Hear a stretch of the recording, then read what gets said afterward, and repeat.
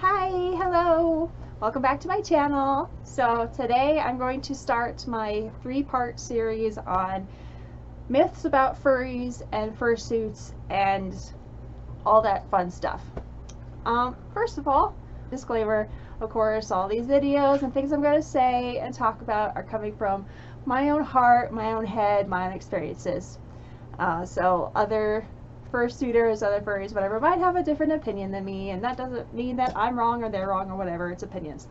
Okay, now that we got that out of the way. What is a furry anyway? So, first of all, you do not have to own a fursuit in order to be a furry. Not everybody can afford one, and not everybody even wants to wear these. I mean, to be frank, these things are not they're not very comfortable. I'm getting pretty used to this thing now, but it's still hot. Hence, I am poodling again because it's hot. Anyways, so a furry, basically, think of it like as the same thing as a Trekkie.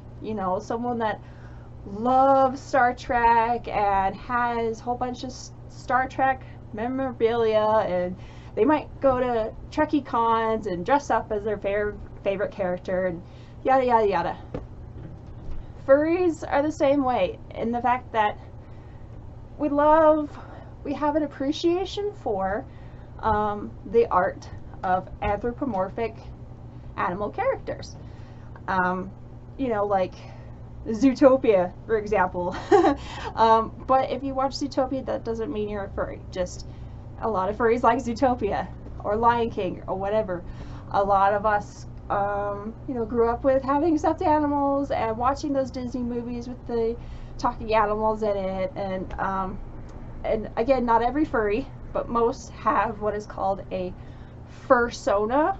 So like persona, but with fur, haha. Where it's a character that's either, some do based on like a loved one, like their pet. They make a fursuit out of looks like their pet, or these characters are things that they aspire to be or want to be or whatever, or it could be something fun like their character's grumpy or evil or whatever, and so it's completely opposite. For me, Miha is like, without going into the entire story of her, because I can cover that later, she's basically what I wish I could be all the time. But it's safe in here because, you can't see my face. So, like, outgoing and fun and loves to dance and all those fun things. But is also really kind of shy sometimes, too, and whatever. All of that. So, Miha is my fursona, and I chose to get a partial suit of her. I didn't get it commissioned. It was pre-made, but it fit what I consider Miha to look like. So yeah. So you do not absolutely do not have to have a fursuit in order to be a furry. It's just it's a costume. And it's fun, and we can like act differently when we're in here, and gives people confidence, and just whatever. It's just a costume. So think of like Trekkies, that CSI, that infamous CSI episode is everything that furries are not. It's just total outrageous sexual deviance, and do it because we're insecure or whatever. Like the character that Blue Kitty was, I think the person was trans, I don't remember, but whatever. That's new. Just think of it like Trekkies. It's the same exact thing. It's a fandom. You're a fan of something. That's what it is. That's all there is to being a furry, really, is. And most of us love animals. Like, we might volunteer. Of course, usually we have pets of our own, of the real kind. So that's being a furry. It's like you just have an appreciation for the artwork and the community, and you participate at whatever level you want to. So now for the main topic tonight, besides what is a furry, what do furries do? And there's so many different like horrible, awful myths about furries that are just No. First of all, do we have sex in the fursuits? You know, they're just a deviant, whatever, bondage thing. Um, yes and no. It's people will have sex in literally anything and anywhere, doing just, you know, there's a humongous spectrum of what people do and express in their sexuality. That's just, it's huge. You know, I'll say this, that having sex in the fursuits is not inherent to the fandom. Is it a facet of it for some people? Of course. Sexuality is going to find its way into everything. It just is. It's not a purposeful part of the community itself, but there are people that do do those things in a fursuit, and it's kind of crazy because it's like, this is so hot. So you can imagine like having sex in like your heaviest winter coat and you're covered head to toe, and you're sweating and it's gross and everything. So a lot of people don't do those kind of things just because it could seriously ruin the costume. That's just, you know, the basic of it is that, you know, these things cost a hell of a lot of money and people don't want to ruin them. But there are these things that are called mer suits with an M.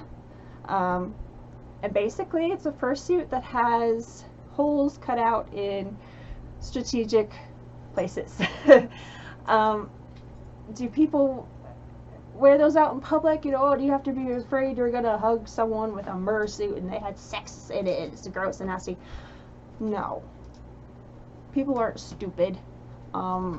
You're not going to see someone wearing a mer suit to a fur con. Like, duh.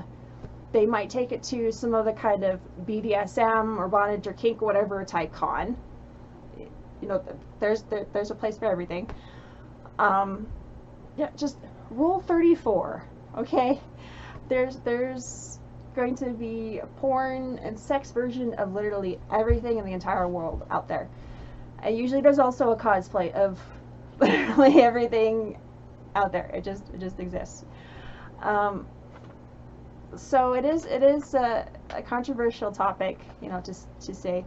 A lot of other furries will say, no, we never have sex in these things, ever, never. And I think that's stupid to say that, quite frankly, because it happens. People do that. And you know what? Whatever people do within the comfort of their home or whatever, yeah, does sex happen? Of course. But that can be a part of every single fandom in the entire world out there. It's not inherent to the fandom. It's just a part of it. Okay? Accept it. Deal with it. It just is. Then that comes now to the question of cons. They're just big orgies and raves and drugs and alcohol and sex. God, we are so obsessed as a society with sex and the improperness of it, or when and where and how, whatever. Just anyways, cons. No, people go to cons to buy fursuits or other like artwork, or go to panels where they can talk about things of tips of how to make a fursuit, or, you know, a famous fursuiter might be there, and, you know, you can meet and greet with them, and that's what a con is. You go to immerse yourself in the fandom and meet people, and that's all. Yes, we do use glow sticks at our like raves, dances, but there's no drugs, there's no alcohol. In fact, at most cons, those aren't even allowed on the premises. Of course, people bring in, you know, whatever they're going to bring into a hotel, and people get kicked out a lot all the time for that stupid stuff. But, you know, whatever somebody does in their own hotel room should not be representative of the community as a whole. People will do some stupid things, you know, people will bring alcohol, and whatever. That's them. That's not the entire fandom. Because sure, yeah, we go to dances with glow sticks and whatever, and it lasts for, you know, all night, whatever. And yes, there's lots of drinking. Water. Water, water, water, water. Water. That's like the only thing that you are going to see a fursuiter drinking the whole time. They have water stations everywhere, and because it's just so incredibly ridiculously easy to get too hot in these things, so people drink water. You won't even really see soda, like it's water. And are there like big orgies and stuff at the con, and you know, people's rooms, and like you just go CSI that fucking episode is no. Again, do they happen? Okay, whatever. Lots of different things will happen in hotel rooms, okay? It just will. But is there an orgy listed on the schedule of events? You know, okay, we're gonna have a panel here with this one, and then, you know, this night, oh, there's gonna be a big orgy. Everybody come. Pun not intended. But no. These are family friendly things, and that's the other thing that people don't like is, oh, if you bring your child into these things, they'll be deviants and they'll just, no. Kids can be furries. Like, we suggest that they don't get a fursuit because they can grow out of it really easily. But I swear, the fandom is generally supposed to be a family friendly Disney whatever kind of thing, because like I said, like, a lot of furries are obsessed with Zootopia or Lion King or whatever. People are gonna do stupid shit. People are gonna do drugs and alcohol and weird sexual things and all of that. Like, people are people. But is that part of the rule book of being a furry, is to do those things? God, no. So yeah, I think that's about it for this video. As a recap, what is a furry?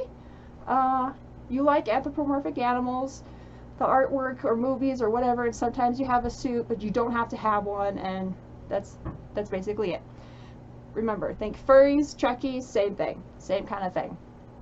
Or any other fandom, whatever, just Trekkies go to mind, whatever, easily furry. And the second thing, don't they have all kinds of weird sex in those suits? Yes and no, like I said. Does it happen? Yes. Does it happen for everybody? No. And then cons. Oh, no, there's no alcohol, there's no drugs, they're not allowed. If you're found with them, you get kicked out, or the police is called, whatever is like appropriate. Just no, family friendly. So that's it, and in my next two videos I'm going to cover the myths about furries being into bestiality, and that they're just all pedophiles, and they just, you know, don't let your child near them to hug them, like they're just pedophiles. I hate that I have to go there with those topics, but we have to, that those are myths. And anyways, I will cover that in the second video. And the third one is going to be not really a myth, but just clarification about what's the difference between a furry and Therians and otherkins. Alright, that's it for this one. Thank you so much for watching, and I'll see you in the next one. Love you. Mwah. Bye.